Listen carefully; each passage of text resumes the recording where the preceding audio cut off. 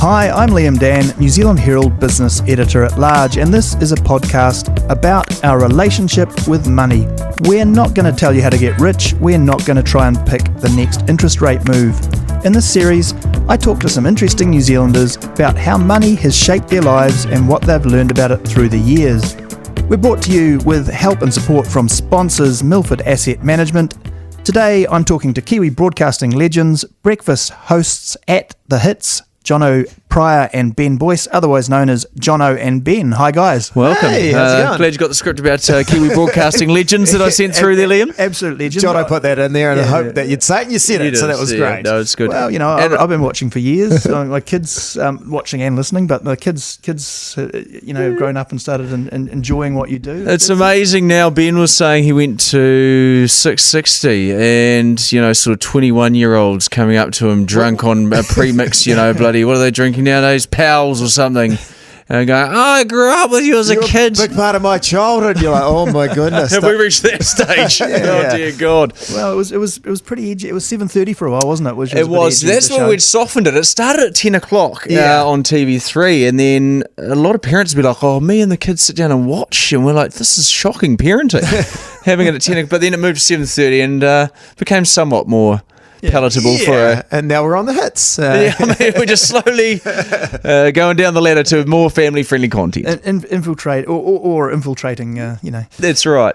Hey, look, so show about money. I thought because, you are on the hits, what would be your favourite or greatest hit song about money?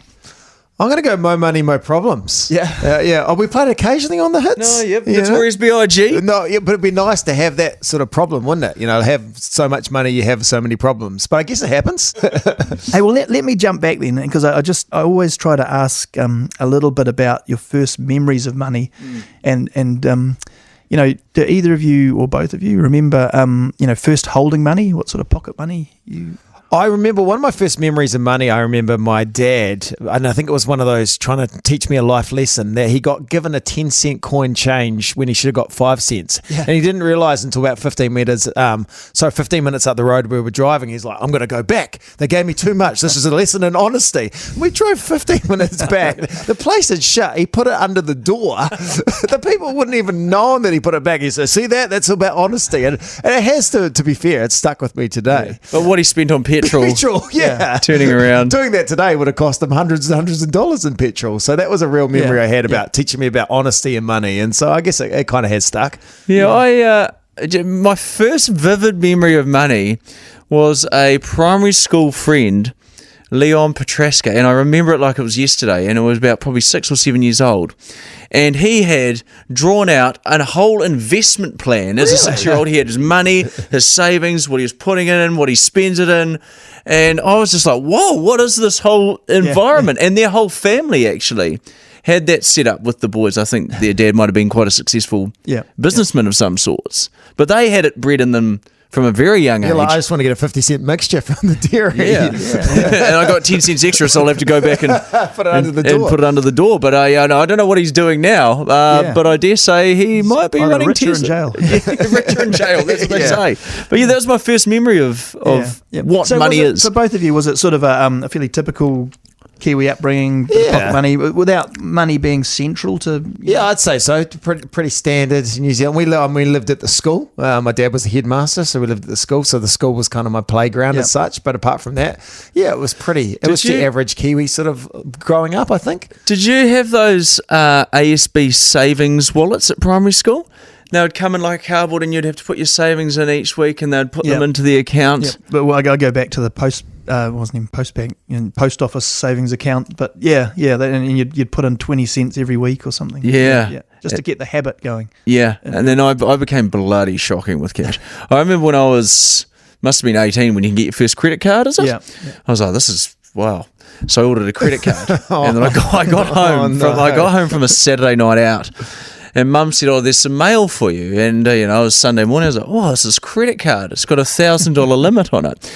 So I went straight down to this bar and restaurant. I phoned all my friends, come on down. The $1,000 was gone in the day. I'm still paying that credit card. You got to pay it back. That's the thing. No, that's what they didn't tell me. Or they probably did, but I didn't want to listen to it. It's like you've had a few problems. You were on the wrong tax, or you weren't paying tax for a while there on your second job when we had TV. I mean, Are we meant to talk about that? yeah, no, you can talk about this. I mean, Liam, They found out about it. So the Yeah, they IRD, did. he's now paid it back. Liam, this is like a therapy session, isn't it? Money therapy. Yeah. Well, that's one of my questions: is what's the poorest you've ever been?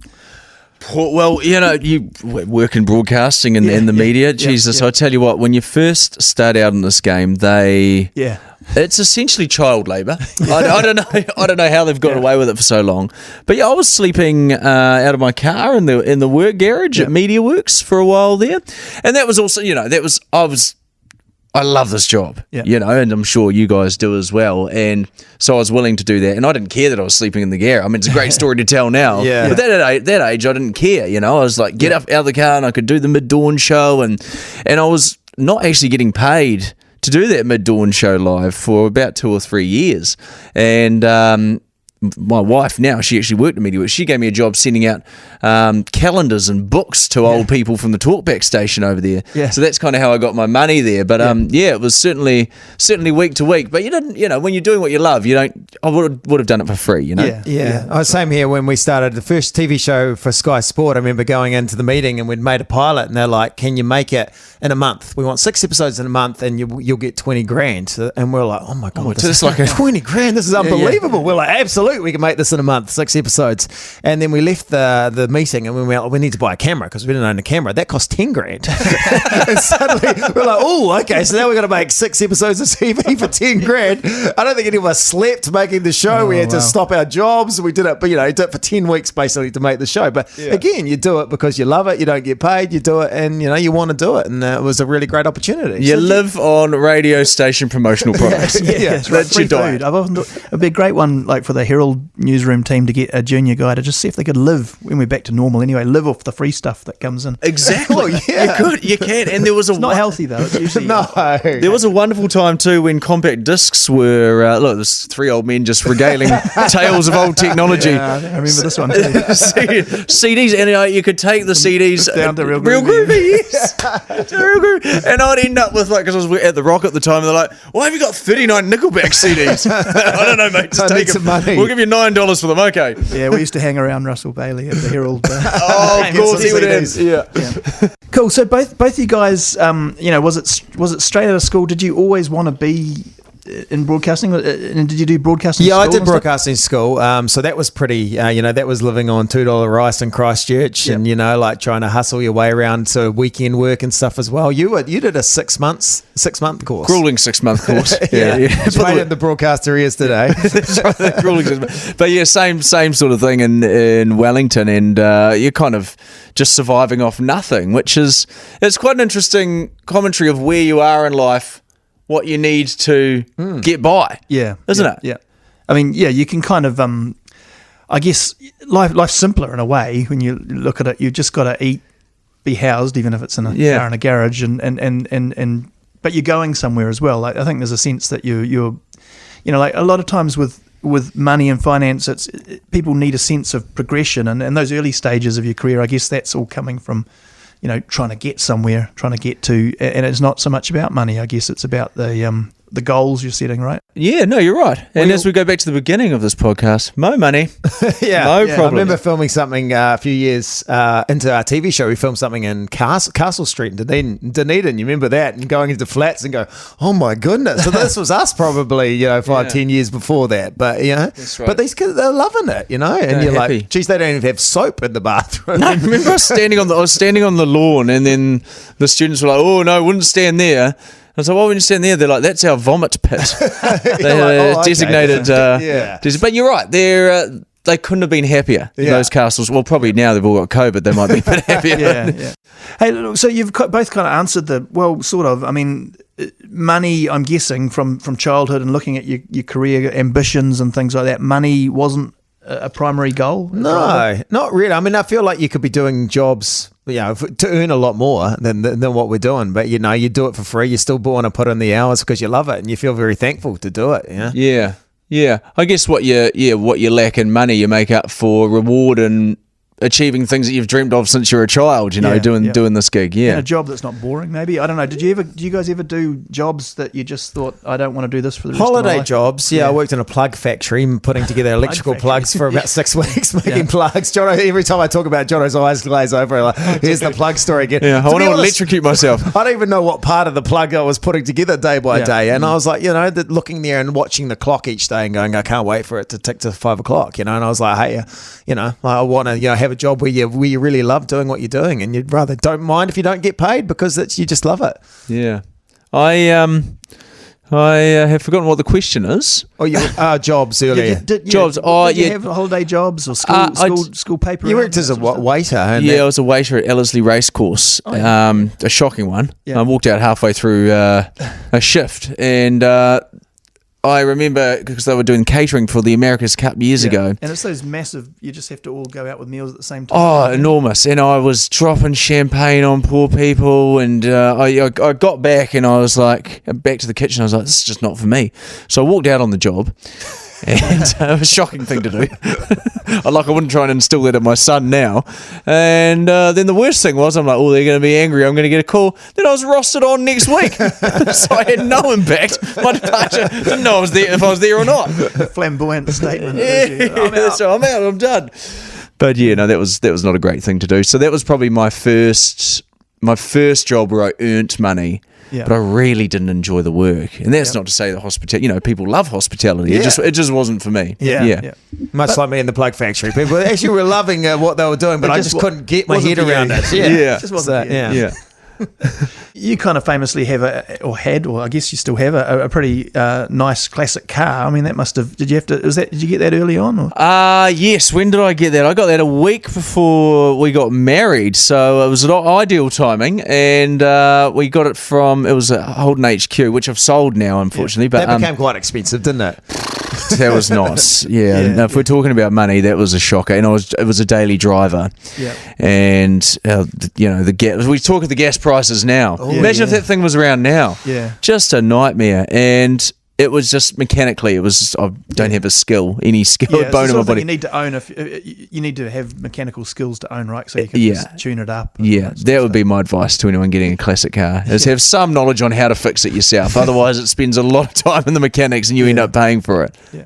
I mean, how about you, Ben? Did you have when you first got a job and credit card and things? Do you have any purchases? Most indulgent purchases? Oh, probably the most indulgent was I did a drink driving ad. I got the role in a drink driving ad. I didn't actually get busted. I was the guy who got busted in the ad. It was Police 10-7. He thought it was an ad, and I got paid the money. And then it was the weekend the Warriors made their first ever grand final in the NRL. And I'm a big Warriors, tragic fan. Been there a long time. So I was like, if they make the final, I'm going to go and spend all this money. And my now wife and I went over there for a supporters weekend and watched the Warriors lose the final. But hey, that was cool. So that was an extravagant purchase, putting all that money on the Warriors trip. But you don't regret that, right? No, it was an awesome memory actually to do. Even though the Warriors, it would have been nice if we won and been there for that. But it was cool to kind of go across and to do that and to blow that money on something that I at least remember what I blew that money on. It's a balance, isn't it? Of enjoying money and also being sensible and saving a portion of it as well. Yeah, just having the security to know that you're going to be all right in a year or a month. But that's the thing with this job, you just don't know. I don't know what's going to happen to us at the end of this contract. No. I mean, you might, Leo. I don't know. Have you heard anything upstairs, mate? You're up in the think it's going well, isn't it? I don't know. It's hard to tell. Do you guys run like a business? Is Jono and Ben a trademark or a? We have trademarked it now. To a certain extent, it's kind of like a partnership as such, isn't it? Yeah. We kind of have some social media channels and stuff that we run. We're not making money off them or anything, but that's probably as close. Yeah. And you kind of go in together for projects, whether we're writing on them or producing them or doing MC stuff. We kind of go in and stuff. But I guess you've got you get better at that stuff. All the because you kind of have to sell yourself a bit, and things like the MCing and that sort of thing that can be good money. Yeah, I mean it's been an interesting time post the TV show we're doing on 3 ending, where it's kind of been a bit of a reset in our careers about sort of getting back out there and hustling and promoting yourself, and we've kind of done that over the last few months. Complicating all that, but it's so that's been a good reminder of what you need to do to get back on the horse when it comes to that. But that's as far as that goes. Yeah, but I mean, you feel like in terms of handling the financial side of the business or your own careers, is it something you've just sort of learned on the way? Did you ever actually go and do an accountancy course or anything like that? You kind of just, talk to people that know a lot more about it than us, I guess. Yeah. And as you say, you figured out that you should be paying tax. Yeah. Turns out that's a thing. Yeah, there we go. My father-in-law had to pay, it was 13 grand. Right. So I had it like that. Yeah. So I had another job, which was the secondary tax. Who knew? Yeah. Why'd they invent that? And I ticked the wrong tax code anyway. Took them 3 years to call me up. They're like, hey, it's the IRD here, mate. You owe us 13,000. I was like, you could have done this. Tax is it's a brutal conversation to have. I've got one of my daughters in particular does some acting. She gets more gigs than me, which is depressing for me, but great for her. And I had to tell her about how she got paid the money and then the tax. And you could see just explaining to a little kid about tax, you see their little heart almost breaking. And they go, why would the government take money off me? Yeah, You're like, the number they thought they were getting this has come down a bit. And that's the reality of it. You're too young to learn the harsh truths of the tax system. Yeah. Well, I've got one kid who's done quite well getting in some ads. And he's learned about residuals. They've used them in Postie Plus for 3 years in a row. He's really? like, what? Hang on, I do nothing, and they just give me another $500. It's rolled over. This is great. That's a dream. That's a dream. He's happy, but he goes, good to make money off the kids. Get some money off the kids. Yeah, no, but I guess sorry to your question. We probably have learnt the longer you're in this industry about contract negotiating and what certain things should be worth and what not. And but you never feel comfortable, to your point before. I think in this, for TV would be you get a year contract to do a TV show, and then you'd be putting in for funding the next year and hoping you get another one. And it's the same a little bit with the radio. So you kind of never feel like you're in a position you're fully relaxed. where you can dictate what you're earning 2 years down the track. I guess that's you're the keeping interesting bit. You're not going to be. But I mean, and how do you approach sort of the I guess the personal finance side of it? Your KiwiSaver. Most people, it's probably KiwiSaver and mortgage. Those things sort of you just do that and then hope it takes care of itself. That's kind of, in a way. I mean, I wish I was better with that sort of thing, but it's probably a lot that. Yeah, I've been very disorganised financially in the rest of my life. For some reason, as soon as Winnie doing KiwiSaver, wasn't it? Yeah, he kicked it off. And Michael Cullen and Winston was around. Yeah, I remember signing up to it the first week for some reason. I don't know why. So I've been there. I've been a day one-er on KiwiSaver. So that's been good. And my wife, to be honest, she looks after a lot of the finances because, oh geez, we'd probably be still sleeping in my car if that was the case. But we put money into something. We're like, we'll invest in like an investment fund, and we put money in last year, and there's 10 grand less in there than when we first put it in. Oh, really? I was like, what's how does it? You know, Liam, how does this work? Things went bad. Started to go bad. But don't panic. Just write it out. Long term. Remember what he said at the start? Long term. Unless you need the money. The only time to panic is if you haven't got cash flow, really. And that's what we see with property crashes. And so when you say a long term, so for an investment fund, for example, are you talking 20 plus years sort of thing? Yeah, maybe. Like if you're thinking about your retirement, like the real simple rule of thumb on personal finances, you can be more aggressive the younger you are and the closer you get, because you've got time for the markets to go their ups and downs. Yeah, which is why maybe I'm not so down on kids doing the cryptos and the sharesies and things, because they're learning and they can take that risk. But when you're, say, 60, having it all in a high risk investment's a problem, because you haven't got the time to come back. So this year might suck for shares, basically. Although the market will start to see opportunity and things will change, but pretty much it hasn't all happened in one day. But the share market is down. In NASDAQ, the tech stocks are down about 20%. And if that had all happened in one day, we'd be mythologizing it as one of those great crashes. But it's happened over a few months, and so. So have you seen this all coming? You would have seen this coming a year ago. Yeah, sort of. Yeah, certainly. Like the economists, and therefore me, because I get all my info from them, did not pick a lot of what would happen initially in COVID. people kept spending money. We thought it was going to be an old school recession, and the government and the central bank unleashed all that money to save us, and things ticked over really well. But this is the paying for it bit is happening now. So there's no way that you can have this pandemic and we all got richer. Yeah. Well, the mortgage a lot of people were taking mortgage holidays too, weren't they? Which obviously you've still got to pay. Yeah, that's right. But meanwhile, if you've got a house, it's gone up hugely in value. That might come off a bit now too, but who's to say? One thing I wanted to ask you guys is, and speaking about getting into financial trouble and your car, so your car, I think even one of your houses got the digger. What's the most financial trouble you've got into with some of those stunts? Because definitely probably the house was the digger into my house. You put in. That would be definitely the most expensive one. But some of the times when you do these things on the TV show, you'd be like, oh, it's real funny. Guy Williams has got a comedy show. We'll buy all the tickets. Yeah, and it'd be funny when he comes out and just sees the two of us in the audience. And it was funny. But then afterwards, you're like, we paid how much on tickets? He had a sold out audience because we paid for all the tickets. Who was the prank on? Or you put post-its on my house, like post-it notes everywhere, which looked incredible. But there's like a team of 12 people that worked, through like how many hours? There was a series of post-it gags. Yes, it was. And we kept the post-it company alive. And you're like, and when you break it down, how many hours work did everyone put into that? You ever get hauled into the the corporate office and told, hey, what happened? Well, thankfully it was all in the budget. It was budgeted for. So maybe not the digger through the house. No, that wasn't you broke a collarbone once, and that was again a little bit. That was a budget. Cover. But those sorts of things, I guess, came with the territory in a way. But it's a funny thing when you do TV, because then a lot of people go wastage, or you're doing all this money on this stuff, but no one ever calls out movies. Yeah.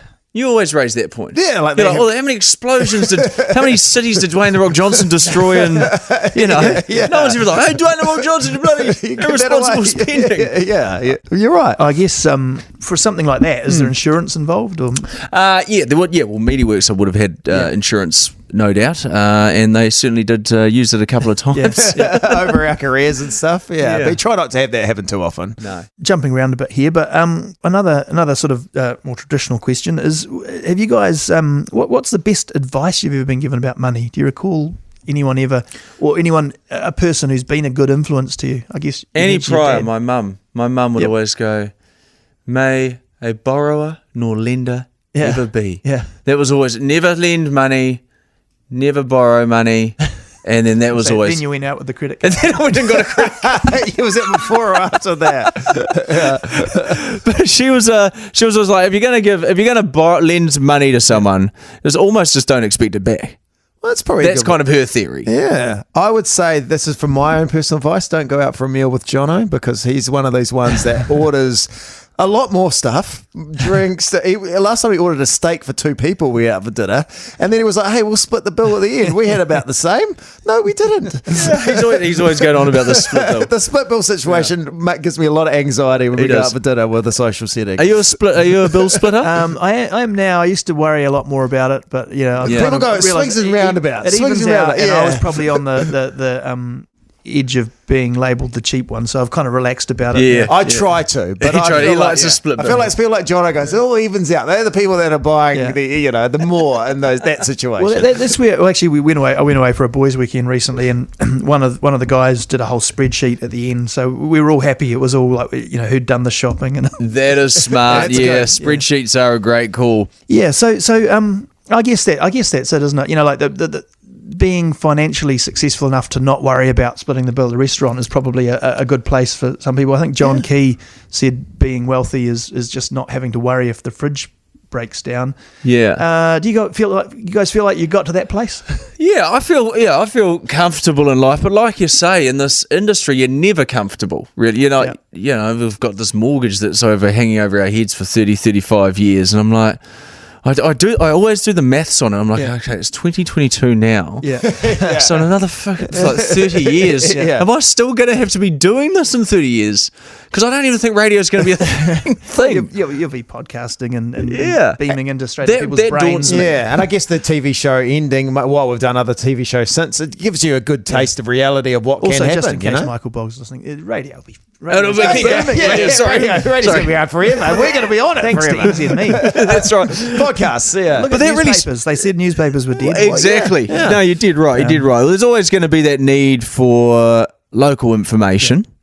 Which is that's what we keep telling ourselves, which is great. But that daunts me. The mortgage daunts the shit. Did you have a plan B? I mean, did you have a plan B, or do you ever have a like that kind of I can always, because quite often people in the media aren't the most practical people, and the plan B is suddenly like way down the list. It's like, what would you do from here? I started off writing ads, radio commercials, since I wrote the Novus ad. It's That's probably right, the only ad that I've Show Us Your Crack. Show Us Your Crack that still exists today. So that, I guess, was always my full. You getting residuals? No residuals of that. It was just part of the job. But that was probably, I guess, in some ways. I remember someone who was a lot more knowledgeable in the industry talking to me, because I was like, hey, I like writing ads, but I also want to be on the radio and TV. And they're like, well, advertising, you work in an advertising firm, you probably make a lot more money, but if you want to go down that road of trying to be on TV, so that's a conscious choice at some point, and that was, you could have followed a more financially secure path. I would have hoped it would have been a bit more in some ways, but that was, and not to say that's not a great job, because it would have been an amazing job if I'd got it, but I just wanted to go down this path, and so give it a crack. But I guess that's probably my first full give it a crack. Maybe? Show us your crack. Show us a crack. Yeah, you're right. It's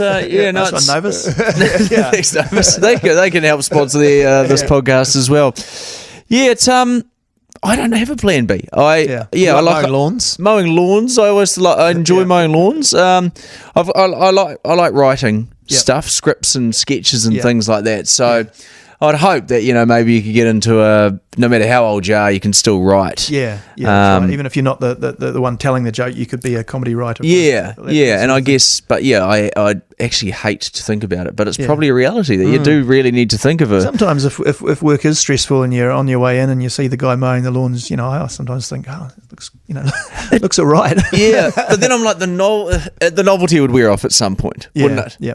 Mowing lawns. But then you love it though, and I think there's the satisfaction in going, I've done it, and it's as good as and work away. Because sometimes in this job, it's never finished. You don't know when you can always do a bit more or do it better. You're right. But maybe that's the same when you mow lawns. You're like, the edging, I could have. Yeah. And it's a job you could do while holding a beer, which is what, lawn mowing or this job? What are you talking about? Both. Look, sort of to wrap up a bit, I guess. But I mean, you guys aren't. It's not a famously political show, or your shows aren't famously political. But one thing I do ask is, if you were suddenly in charge of everything, is there anything, what would you like to do? What would you do to try and deal with poverty or inequality if you had all the power?